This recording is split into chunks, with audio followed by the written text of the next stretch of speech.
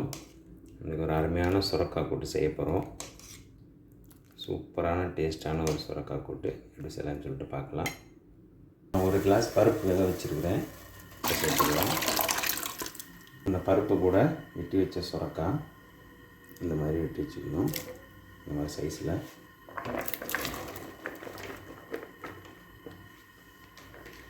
ஒரு முழு சுரக்காய் எடுத்துருக்கேன். ஒரு 1 கிலோ அளவில் கொஞ்சமாக உப்பு சேர்த்துக்கலாம்.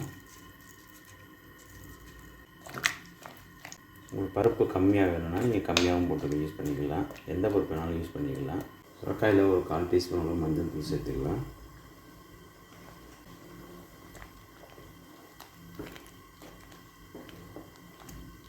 சுரக்காய்க்கு மசாலா ரெடி பண்ணிக்கலாம். அதனால எண்ணெய் விட்டுக்கலாம். ஒரு 8 பீஸ் பச்சை மிளகாய்,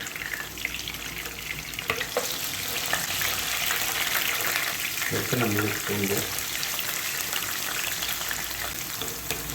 இது வந்து மசாலா தான் ரெடி பண்ணுறோம்.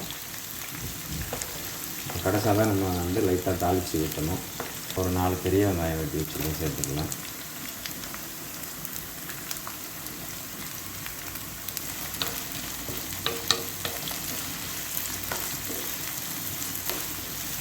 வெங்காயம் வதங்கிடுச்சு.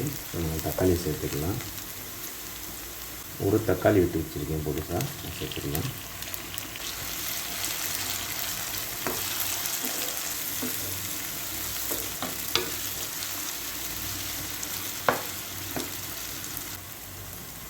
மிளகாத்தூள் ஒரு 1/2 டீஸ்பூன், மல்லித்தூள் 1/2 டீஸ்பூன், கொஞ்சமாக மஞ்சள் தூள், சீரக சோம்பு தூள் ஒரு 1/2 டீஸ்பூன், மசாலாவுக்கு தேவையான அளவு உப்பு.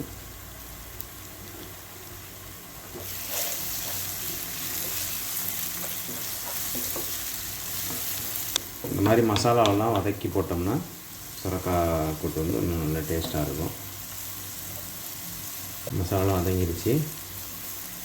நம்ம அடுத்தபடியே சுரக்காய்க்கு சேர்த்துக்கலாம். சுரக்காய் வந்து நல்லா வெந்துடுச்சு. தண்ணியெலாம் வதக்கி இந்த ரெடி பண்ண மசாலாவை இதில் சேர்த்துக்கலாம்.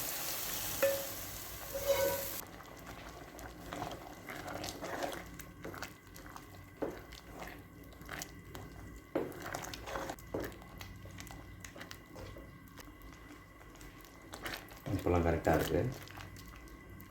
அடுத்து நம்ம தாளிச்சிக்கலாம். லேசாக தாளிப்புக்கு எண்ணெய் விட்டுக்கலாம். தாளிப்புக்கு கடுகு உளுந்து சேர்த்துக்கலாம். 4 காஞ்ச மிளகா,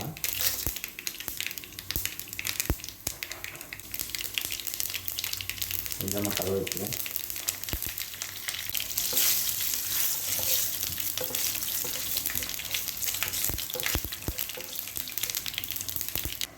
தாளிப்பு வந்து இப்படியே சுரக்காயில் சேர்த்துக்கலாம்.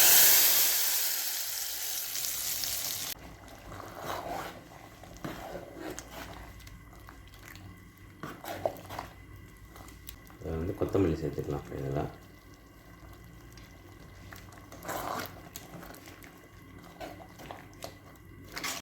இந்த மாதிரி சுரக்காய் கூட செஞ்சு நீங்கள் தோசை, சப்பாத்தி, ரைஸு எதுக்கு வேணாலும் வச்சு சாப்பிட்லாம். சூப்பராக இருக்கும், நல்ல டேஸ்ட்டாக இருக்கும்.